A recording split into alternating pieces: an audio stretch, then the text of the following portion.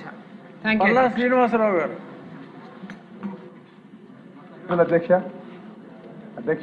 అధ్యక్ష మా గాజువాక నియోజకవర్గంలో ఒక 7.2 కిలోమీటర్లు ఓపెన్ కెనాల్ ఉంది అధ్యక్ష. గతంలో నేను శాసనసభ్యుడిగా ఉన్నప్పుడు 2014-19 మధ్యన అప్పుడు ఇరిగేషన్ మంత్రి అయినటువంటి ఉమామహేశ్వర గారితో మాట్లాడి ఆ కెనాల్ ఉంటే పిల్లలు కానీ పశువులు కానీ పడిపోతుంది అర్బన్ ఏరియా కనుక దాన్ని పైప్ లైన్ వేయమని చెప్పేసి అప్పుడు ప్రపోజ్ చేశాను.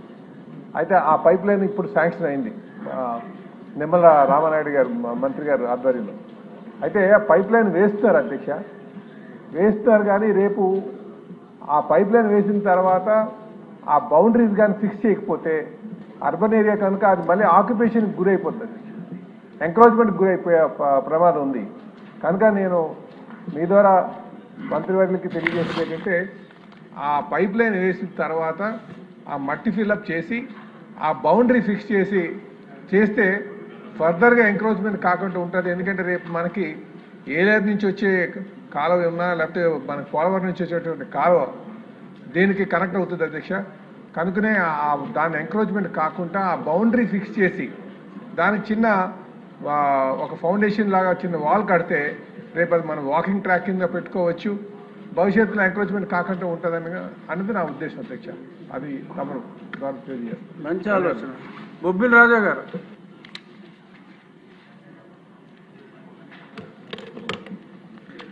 ధన్యవాదాలు అధ్యక్ష. బొబ్బిలి నియోజకవర్గం ఏపీఐఐసి గ్రోత్ సెంటర్ చుట్టుపక్కల ఉన్న గ్రామాలు కాలుష్య బారిన పడి చాలా ఇబ్బందులు పడుతున్నారు అధ్యక్ష. ముఖ్యంగా బొబ్బిలి మండలంలో ఉన్నటువంటి గ్రామాలు గొర్రెల సీతారాంపురం, నారాయణ వలస, కాశీందర్ వలస, ఎంబూర్జ్ వలస, మెట్ట వలస, పనుకు వలస, గుంతోట వలస. అదేవిధంగా ఆ కాలుష్యం క్రమక్రమంగా బొబ్బిలి పట్టణం వైపు కూడా విస్తరిస్తుంది అధ్యక్ష. పనుకు వలస, బూర్జు వలస గ్రామాల్లో అయితే తాగునీటి బోర్లు, తాగునీటి వ్యవస్థ మొత్తం కలుషితమైపోయినటువంటి పరిస్థితి అధ్యక్ష. దీని మీద మనం ఏదో ఒక రకంగా చర్యలు తీసుకొని ఈ పొల్యూషన్ని మనం కంట్రోల్ చేయకపోతే భావితరాలు, ఈ తరమే కాదు అధ్యక్ష, భావితరాలు కూడా మనల్ని క్షమించవు అధ్యక్ష. చాలా తీవ్రంగా ఉంది పరిస్థితి.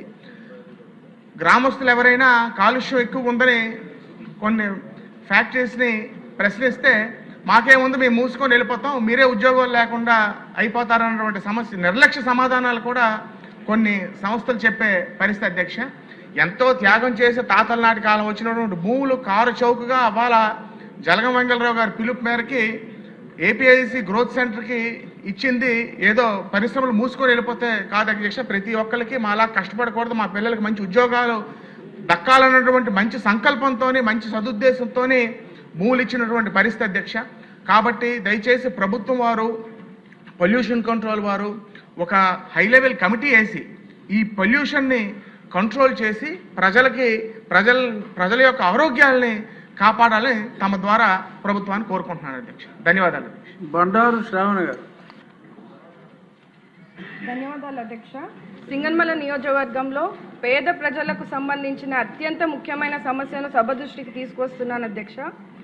పేదల సొంతింటి కలను సాకారం చేయాలనే లక్ష్యంతో గతంలో మన చంద్రన్న ప్రభుత్వం చేసిన ఎన్టీఆర్ హౌసింగ్ స్కీమ్ కింద నియోజకవర్గంలో 2014-19 మధ్య పెద్ద ఎత్తున గృహ నిర్మాణాలు చేపట్టారు అధ్యక్ష.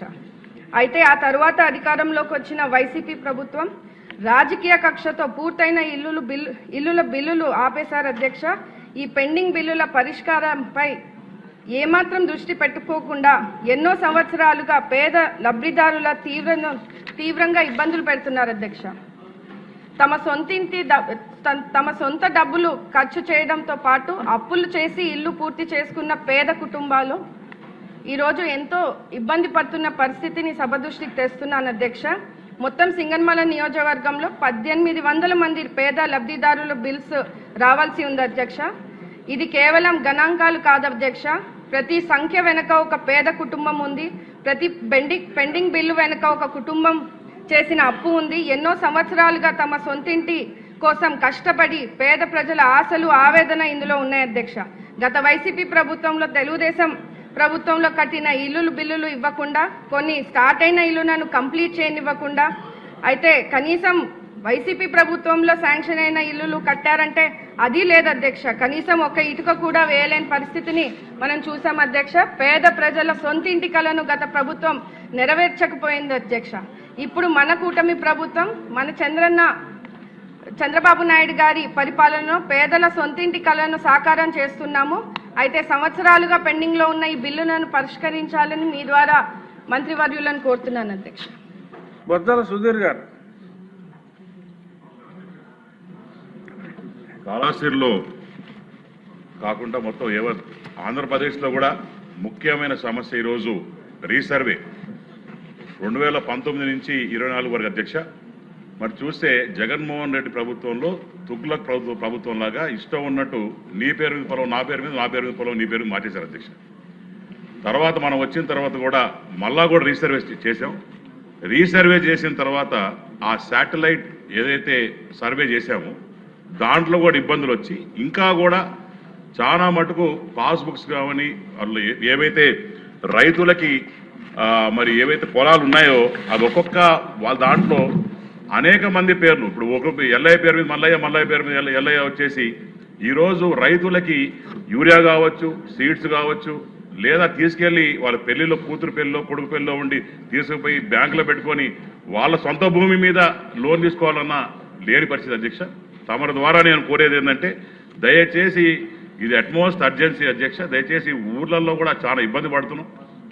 మేము ఇంటింటి కార్యక్రమాలు పోయినప్పుడు కూడా ప్రతి దగ్గర సమస్య ఇదే. కాళహస్తి రూరల్ కావచ్చు, అటు తొట్టంబేడు కావచ్చు, దాని తర్వాత టౌన్లో కావచ్చు, వేరే చోట్ల కూడా ఇదే ఇబ్బందిగా ఎక్కువగా ఉంది అధ్యక్ష. దయచేసి దాన్ని దృష్టి పెట్టాలని కోరుకుంటున్నాను ప్రభుత్వాన్ని. రెండో అధ్యక్ష, శ్రీకాళహస్తిలో దగ్గర నేను ఇది మూడోసారి దీని గురించి మాట్లాడుతున్నాను అధ్యక్ష. కాళహస్తిలో టెంపుల్ టౌన్ కాబట్టి చాలా మంది అధ్యక్ష రోజుకి దగ్గర 45,000 నుంచి 55,000 ఇంకా పండగ కార్యక్రమాలు వచ్చినప్పుడు, శివరాత్రి కావచ్చు, అటు వచ్చినప్పుడు చాలా మంది జనాలు వస్తారు అధ్యక్ష. కానీ కాళహస్తిలో ఎక్కువగా ట్రాఫిక్ ఇబ్బంది ఉంది అధ్యక్ష. మేము ఈ పలుమార్లు కోరడం జరిగింది. దయచేసి ఈ ట్రాఫిక్ పోలీస్ స్టేషన్ మీద దృష్టి పెట్టాలని మిమ్మల్ని మీ ద్వారా ప్రభుత్వాన్ని కోరు అధ్యక్ష.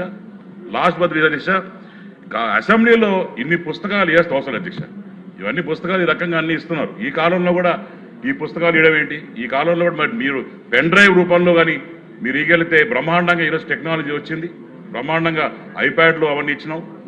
గూగుల్లో కూడా అప్లోడ్ చేసేసి ఏమేం కావాలో అన్ని ఇచ్చే. దయచేసి దీంట్లో కూడా పెరు మార్పు తేవాలని మీ ద్వారా కోరుతున్నాను. నమస్కారం అధ్యక్ష. శ్రీమతి ప్రశాంత్ రెడ్డి గారు. ధన్యవాదాలు అధ్యక్ష. మేము మొన్న ఇంటింటికి గ్రామాల్లో తిరుగుతున్నప్పుడు అధ్యక్ష చాలామంది ఇది వరకు హౌస్ హోల్డ్ స్ప్లిట్టింగ్ అనేది ఉండేది. ఇప్పుడు అది మన ప్రభుత్వం అధికారంలోకి వచ్చిన తర్వాత ఇంతవరకు ఒక్కసారి కూడా ఈ హౌస్ హోల్డ్ స్ప్లిట్టింగ్ అనేది జరగలేదు అధ్యక్ష. దానివల్ల పేద ప్రజలు చాలా ఇబ్బంది పడుతున్నారు. ఎందుకంటే వాళ్ళకి రావాల్సిన మన ప్రభుత్వ ఏమేమైతే మనం ఇస్తున్నామో అవన్నీ కూడా లబ్ధిదారులకి అందటం లేదు అధ్యక్ష. దీని మీద మీ ద్వారా ప్రభుత్వాన్ని దృష్టి పెట్టాలని చెప్పి నేను కోరుకుంటాను అధ్యక్ష. అలాగే ఇందాకే శాసనసభ్యులు చెప్పినట్టు మేము ఇంటింటికి తిరిగేటప్పుడు మా కోవూరు కాన్స్టిట్యున్సీలో కూడా కొడవలూరు మండలంలో ఎప్పుడో 90 సంవత్సరాల క్రితం వాళ్ళకి ఇచ్చిన పొలాలని అప్పటి నుంచి వాళ్ళు సాగు చేసుకుంటూ వాళ్ళకి పట్టాదారు పాస్ పుస్తకాలు అన్నీ ఉన్నాయి అధ్యక్ష. కానీ మొన్న ఎలక్షన్ ముందు జరిగిన రీసర్వేలో 4 గ్రామాలకు చెందిన 400 ఎకరాలు గవర్నమెంట్ ల్యాండ్ కింద వాళ్ళకి రీసర్వేలో పడడం జరిగింది అధ్యక్ష. ఇది కూడా మీ ద్వారా నేను ప్రభుత్వం దృష్టికి